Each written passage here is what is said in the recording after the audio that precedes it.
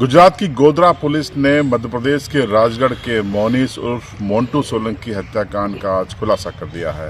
आज सुबह एसपी गोधरा ने बाकायदा एक प्रेस कॉन्फ्रेंस कर इस पूरी मामले का खुलासा किया।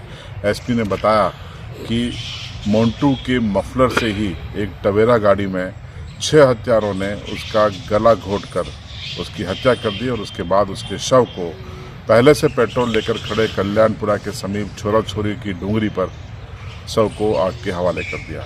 पूरी प्रेस कॉन्फ्रेंस को सुनिए किस तरीके से एसपी ने खुलासा किया है। તારીખ 17/1/24 ના રોજ એક મહુનેશ ઉર્ફે મોનુ કરીને છોકરો છે રાજગઢ એમપીનો, એના કાકા એ ડિવિઝન પોલીસ સ્ટેશન ખાતે એવી ફરિયાદ લઈને આવેલા કે 13 તારીખથી મહુનેશ જેમનો ભત્રીજો છે એ ઘરેથી મોટરસાઇકલ લઈને ક્યાંક નીકળેલ છે અને એનું મોટરસાઇકલ અહીંયા ગોધરા ખાતે હોવાનું એમને જાણવા મળેલું છે। આ અનુસંધાને એ ડિવિઝન પોલીસ સ્ટેશન દ્વારા તપાસ કરતા પ્રાથમિક માહિતી એવી મળેલી કે આ મહુનેશ છે એને ત્યાં એમપીમાં એક છોકરી સાથે એની જે પ્રેમિકા હતી એની સગાઈ અહીંયા ગોધરા ખાતે રાજકુમાર ઉર્ફે લાડુ શાહ સાથે થયેલી છે અને મહુનેશ છે એ આજે રાજકુમારના ઘરે પોતાના જૂના પ્રેમ સંબંધની વાત જણાવવા માટે આવેલો હતો। એ રીતની માહિતી મળેલી। ત્યારબાદ વધુ તપાસ કરતા આ મહુનેશને એક જીમી ઉર્ફે જય ઉર્ફે જીમી અને અન્ય 1-2 જણા એક ગાડીમાં બેસાડીને અન્ય કોઈ જગ્યાએ લઈ જતા હોય એ પ્રકારની હકીકત મળેલી। આ અનુસંધાને વધારે તપાસ કરતા ચંચેલાવ રોડ ઉપર ઉદય હોટલ છે ત્યાં આગળ આને લઈ ગયેલાની માહિતી મળેલી। ત્યારબાદ તમામને ડિટેન કરીને વધુ તપાસ કરતા પૂરી માહિતી એ રીતના મળેલી કે આ મહુનેશ છે તેને તેની પ્રેમિકા સાથે રાજકુમારની સગાઈ થયેલી અને અહીંયા રજૂઆત આ અંગેની જાહેરાત આ મહુનેશે આવીને કરેલી। તેથી છંછેડાઈને આ તમામે આને ભેગા થઈને ઉદય હોટલ ખાતે રાખેલ। ત્યારબાદ છોકરીના કાકા દિલીપ કુમાર શાહ કરીને જે છે જૈન દિલીપ જૈન કરીને જે છે તેઓને ત્યાં એમપી ખાતે જાણ કરેલ। ત્યાંથી દિલીપ જૈન અને 15 તારીખની વાત છે। 15 તારીખે દિલીપ જૈન છોકરી તથા તેના મધર આ લોકો વચ્ચે ચર્ચા થયેલી। દિલીપ જૈન છે એ ત્યાંથી એમપીથી નીકળતી વખતે બીજી એક ટવેરા ગાડી લઈને પાછળ એક બીજી ટવેરા પણ રાખેલી જેને રસ્તામાં ઊભી રાખેલી। આ છોકરાને અહીંથી લઈને મહુનેશને અહીંથી લઈને એમણે ટવેરા ગાડીમાં શિફ્ટ કરેલો। ત્યારબાદ આ ફેમિલીને લઈને બીજી ગાડીમાં ગયેલા।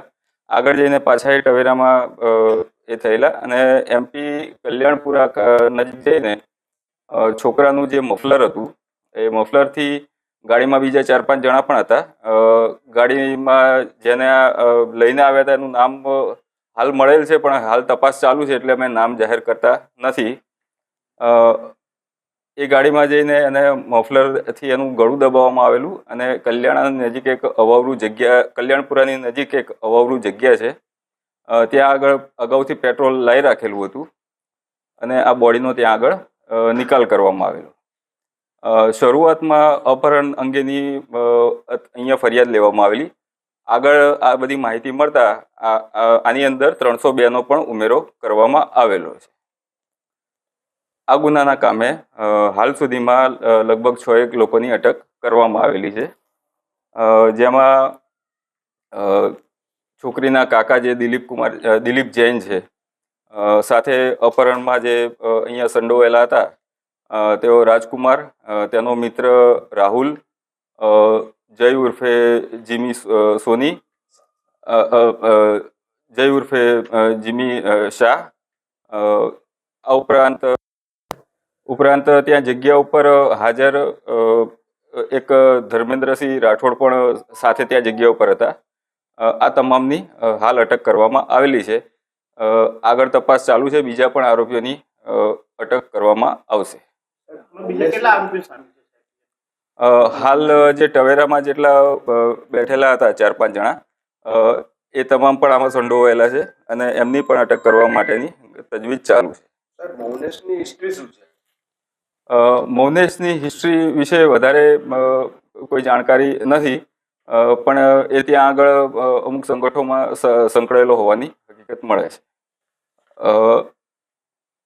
રાજકુમાર અને જે એનો મિત્ર રાહુલ છે એ જ્યારે અહીંથી એનું મૌનેશનું અપહરણ કરવામાં આવેલું, એનો પીછો કરવાથી માંડીને એને ગાડીમાં બેસાડીને એને જે હોટલ ઉદય ખાતે લઈ જવામાં આવેલો હતો, તેમાં આ લોકો સામેલ હતા અને ત્યાં હોટલ ખાતે એને બાંધી રાખવામાં પણ આ બધા સામેલ હતા.